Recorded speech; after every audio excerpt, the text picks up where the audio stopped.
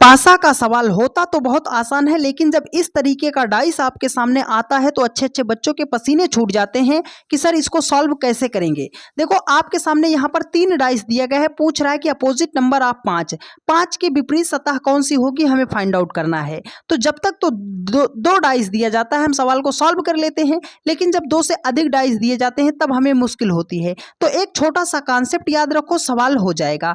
जिस भी संख्या का अपोजिट पूछ रहा है, याद रखिएगा, जिस भी संख्या का अपोजिट पूछ रहा है वो संख्या हमें 2 बार नहीं दिखाई देनी चाहिए, पहला बात। अब दूसरी बात याद रखिएगा, कोई भी संख्या 2 बार हमें कॉमन नहीं दिखाई देनी चाहिए, दूसरी बात। अब तीसरा बात याद रखिएगा, केवल एक संख्या हमें कॉमन खोजना पड़ेगा। अगर एक संख्या हमें कॉमन मिल रही है तो हमारा राइट आंसर हो जाएगा। अब चलें, देखो यहां पर जैसे हम खोजते हैं, मान लो हमने पहले और दूसरे पासे को लेना चाहा तो कैसे लेंगे। देखो 1 4 1 4 2 3 है ना, 1 4 3 1 2 4। यहां पर क्या है सर, 1 4 और 1 4 दो संख्या कॉमन मिल गई है ना। वो किसका अपोजिट पूछ रहा है, 5 का अपोजिट, तो 5 इसमें तो है नहीं, मतलब 1 और 2 दूसरा पासा नहीं ले सकते। अब दूसरे और तीसरे पासे को ले, तो सर इसमें 1 2 इसमें 1 2, दो सतह फिर से कॉमन है, तो दूसरा और तीसरा पासा नहीं ले सकते। तो अब हम क्या लेंगे सर, पहला और तीसरा पासा लेंगे।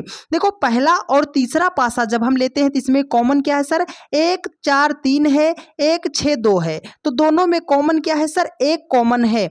अब 1 कॉमन है तो 1 के बाद इसमें हम क्लॉकवाइज जैसे चलते हैं, तो 1 के बाद हम 3 पे पहुंचे और 3 के बाद हम कहां पहुंच जाएंगे, 4 पे पहुंच जाएंगे। इसमें 1 कॉमन है तो कॉमन के नीचे कॉमन, उसके बाद हम पहुंचेंगे 2 पे और 2 के बाद कहां पहुंचेंगे, 6 पे। अब ये जो स्थितियां आपके सामने आई हैं ये एक दूसरे की क्या हो जाएंगी, अपोजिट हो जाएंगी। 4 का अपोजिट 6, 3 का अपोजिट 2, तो हमसे पूछ रहा है 5 का अपोजिट, तो एक पासे में कितने फलक होते हैं सर, 6 फलक होते हैं, 1 2 3 4, उसके बाद क्या होगा 5 और 6। तो यहां पर देखो 1 2 3 4 6, 1 2 3 4 और 6 दिखाई दे रहा है, तो 5 नहीं दिखाई दे रहा ना, तो 5 का अपोजिट 1 हो जाएगा। ऑप्शन नंबर डी आपका राइट आंसर हो जाएगा।